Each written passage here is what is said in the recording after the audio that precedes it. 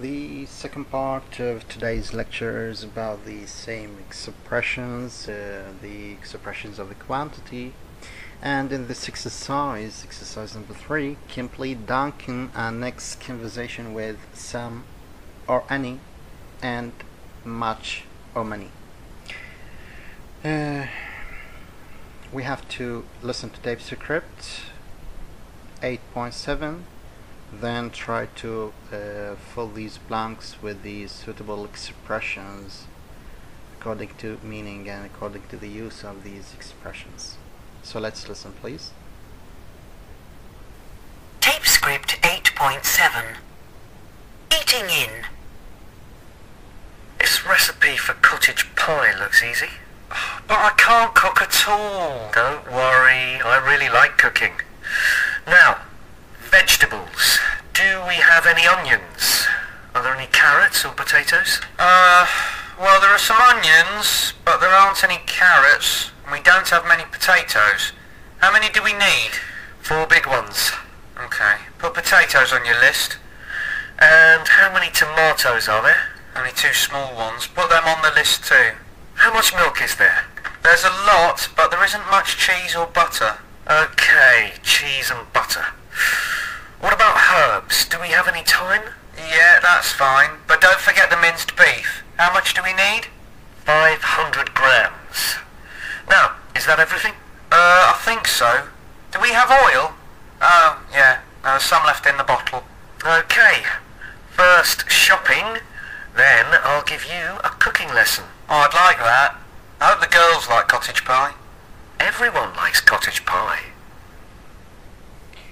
Okay, we have these 4 expressions of a quantity: some and any, much and many. As we previously mentioned and said, that some with positive sentences and any with negative sentences or with the questions. Also we have much and many.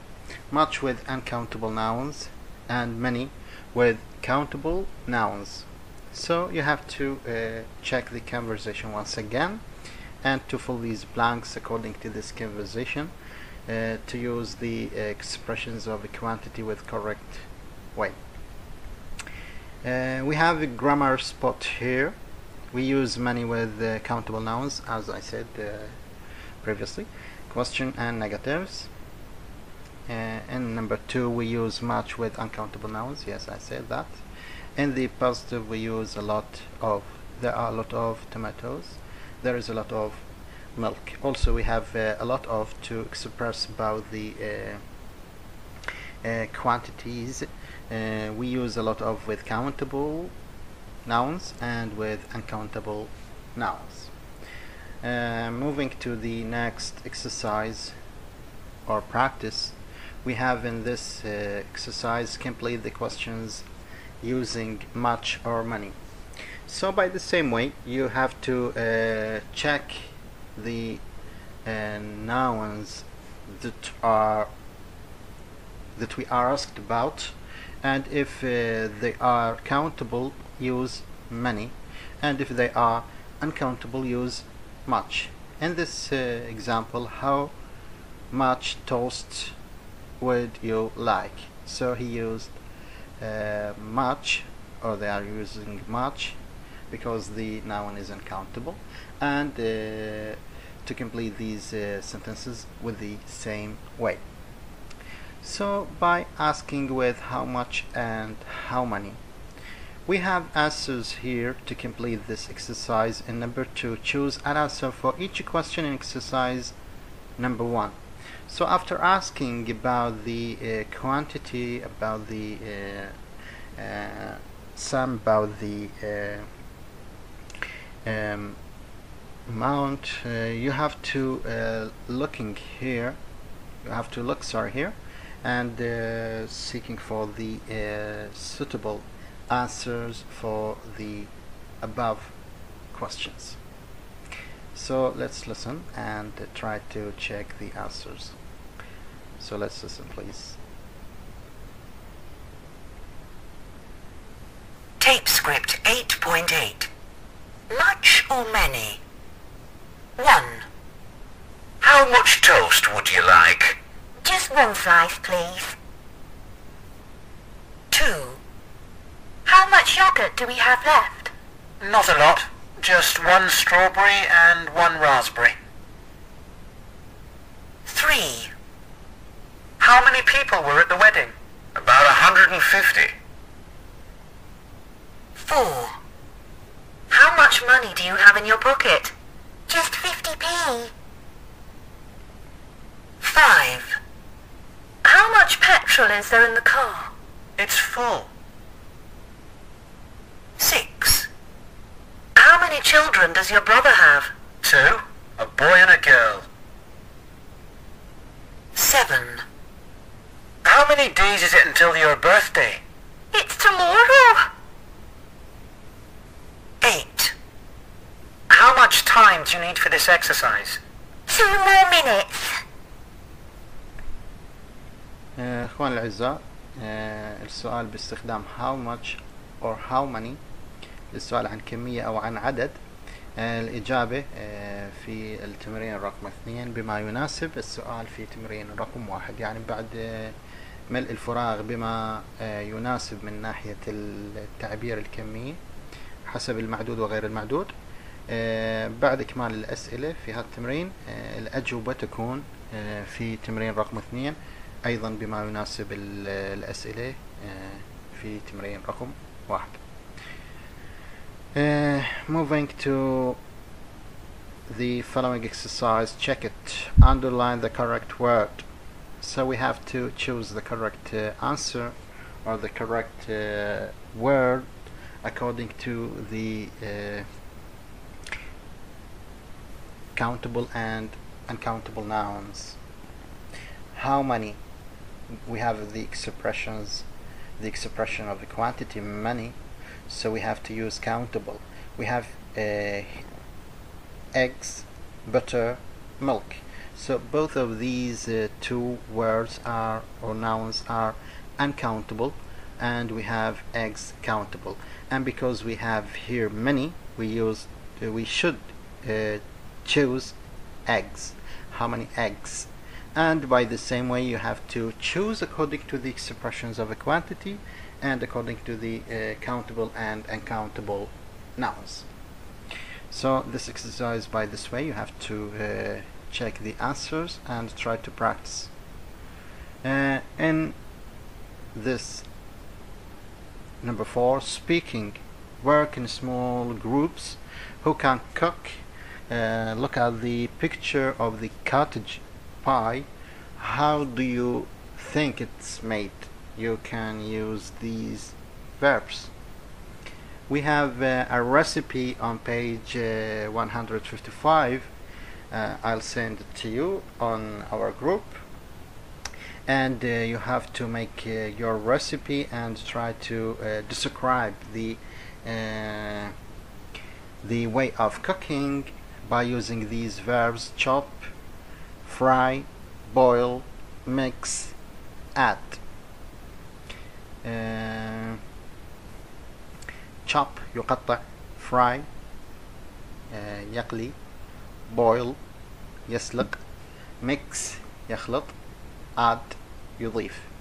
فهاي الأفعال مهمة ومفيدة في الوصف لعملية الطبخ أو الطعام.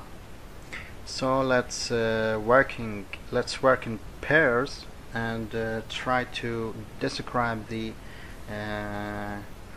recipe and the way of cooking, and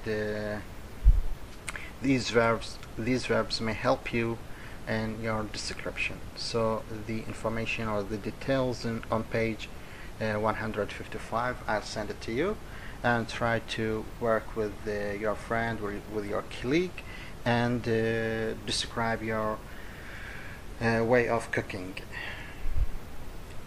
By moving to the next page, we have reading and speaking. So let's check the reading skill and speaking by listening to and reading the following texts.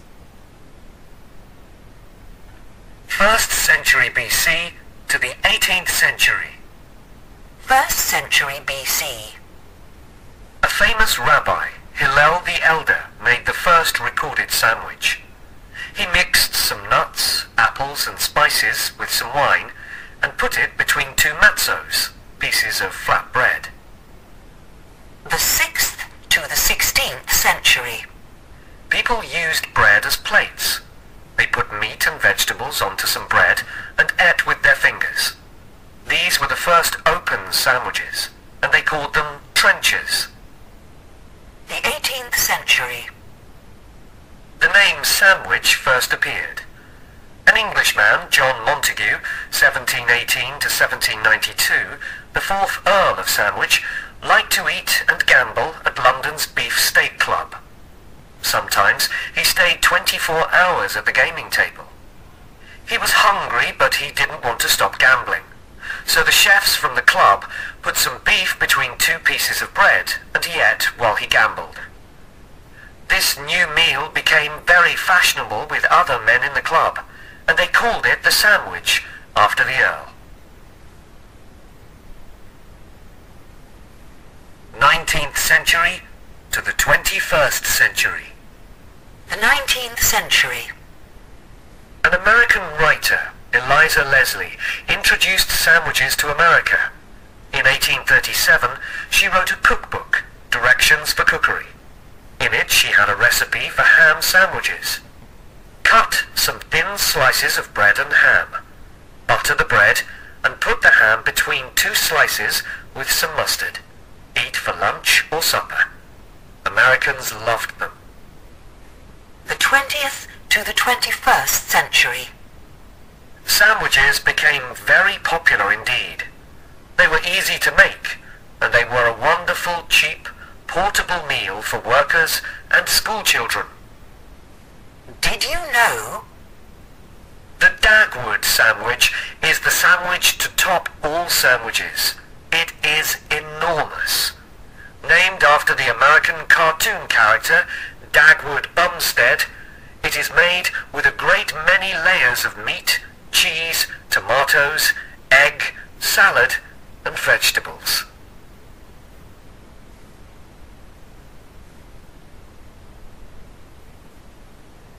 Now for the next lecture we have to prepare our answers about these texts and the types of sandwiches, and you have to do all these exercise in the next lecture inshallah. And by this text and for this skill we reach to the end of this lecture. Thank you for your attention, and hope to prepare your answer for the next lecture inshallah. Thank you.